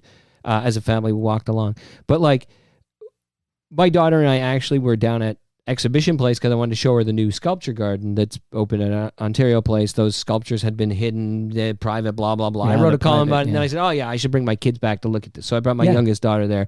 And then while we were there, it was like, okay, yeah, fine. The nice sculptures, Dad. And you got to see Scatting like, why don't we walk across the way here? So we went over the pedestrian bridge, and we explored the entire West Island on foot. And it was amazing. Right? It's an abandoned amusement park. My daughter was in heaven. She's wild. like 11. And so it's like just perfect for her to like run through the old areas of the Wilderness Adventure Ride and climb up into the old ride operator's booth where, people have graffitied it up and used it as a garbage dump. But it's like you can still just climb up and around this stuff onto these things. And what I noticed is like, obviously it doesn't scale up. Like you're not going to charge admission and like, hey, kids, jump around the old abandoned, like falling apart. Right. But it's already like a beautiful park down there. Right? It needs to be spruced up a little bit. It needs some maybe TLC, it needs some okay? attractions. Yes. What Yes. I noticed when I've traveled around too is like, you think of great city parks elsewhere, like waterfront parks, and like you look at the Chicago waterfront that Doug Ford loves so much, or you just like look at Central Park or Balboa Park in San Francisco, and like what you see is like they have attractions like museums, art galleries, big water features or sculptures like public art, right? They have attractions like sometimes they get programmed. You have things like horse-drawn carriages or whatever, like a carousel in there, right? You don't have like giant enclosed indoor private for-profit water park taking up the entire spot, right? Like it's like I have taken my kids to Great Wolf Lodge. I got to say I'm not much of a spa guy. Like I don't spend a lot of time with a mud mask on in the sauna and then wading out into the but I could see taking my kids to ride the water slides and stuff, right? Yes. Like, but I don't understand why you would do that there. Yeah, do it somewhere else, not at Ontario Place, the waterfront. We only have like the thing is like we don't have very much waterfront land. No, and they're not making more. Most of it is either developed or is under development. You know, the Portlands is there. There's a plan for that and all of that. Like, but you know, once if we give this away, if we sell it, it's gone. And so, if it was free, now I have been unable to get the province to answer my questions about how much the province would make on this deal. It seems possible they're not making anything. If as weird as that sounds, right? Therm, the company that proposes the water, and I gotta say, I have nothing in principle against this company, right? I don't blame them for bidding on this. I don't blame them for wanting to build the spas. That's what the company does. Right. I just really don't think this is the spot for it, and I think Ontario and the city of Toronto will be making a huge like a huge mistake that's very difficult to undo. Yes. Like for generations, we might regret this. Right. If they put this here, right? Give them a spot up in Vaughan Mills or something, right? Like that's it. That's where these kind of things, this kind of feature would be great out on the periphery, right? There are lots of places where it would be useful. But, you know, the province seems hellbent on having this built. The idea that they are, in addition to that, not just going to build it, but potentially spend like $300 or $400 or $500 million to build a new underground parking garage to serve this, like at public expense. Right. So, like $500 million, like money. The number of zeros. It's easy for our brains to start thinking they're all the same thing, right? Yeah. But like, remember when it was a scandal for Rob Ford that Kyle Ray spent $12,000 on a retirement party, or where we thought that the entire Shepherd subway line was a boondoggle because it cost $1 billion to just get a subway line? They're talking about a $500 million parking garage here. Wow. And when people park there, they will be customers of a private business. So the province is not getting the revenue from this. And in addition to that sort of like stinky giveaway and all of that, we lose a public park that we had and was well loved in Ontario, in Toronto before. Yes. Could be well loved again, I think, with a little TLC. Relatively little TLC, right? And, you know, you referenced that, this Trillium Park, the Bill Davis Trillium Park part, right? What I noticed is, so there's that, and then that connects to the Ontario Place, because I did the bike ride today before you got here, and you do the thing.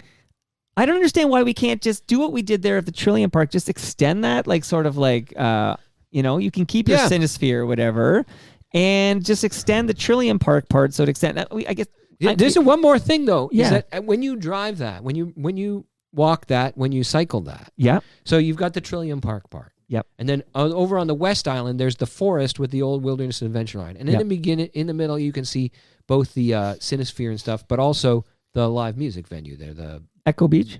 Well, you got the Budweiser stage. Sure. But then there's like... What they call Echo Beach there is like a vast expanse of concrete. If you're going to build Right. a new indoor Right. water park facility, the water slides used to be there. The tower's still there. Sure.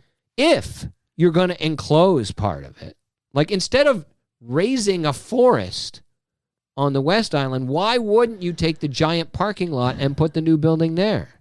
If at the very least, I don't think the waterfront is a place for this. No. But I mean, it's I a think park. there's just so much wrong with this. Yeah. So like, just keep that park a park, right? It's a public park. Yeah, it's ours. And the whole thing's infuriated me now. So I am going to play some lowest of the low and say goodbye to you. But what we didn't mention, and maybe one sentence on this, I know. My kids had swimming lessons this past summer that were canceled. Do you know why these swimming lessons? These are Toronto City lessons. You know why they were canceled? Lack of staff. Labor shortage. Nobody, right? So that happened, which I'm like was shocking to me that, we lack of people to teach the swimming lessons to my kids at the city thing. Meanwhile, I was reading the other day that John Tory proposes $48.3 million budget increase for Toronto police. Like, is it just me, this guy, just this idiot down here in southwest Toronto? Like I don't understand why if we have a labor shortage for swimming lessons, maybe we pay a little more to get people to teach our children how to swim. And then those kids are engaged in positive activities that keep them out of trouble.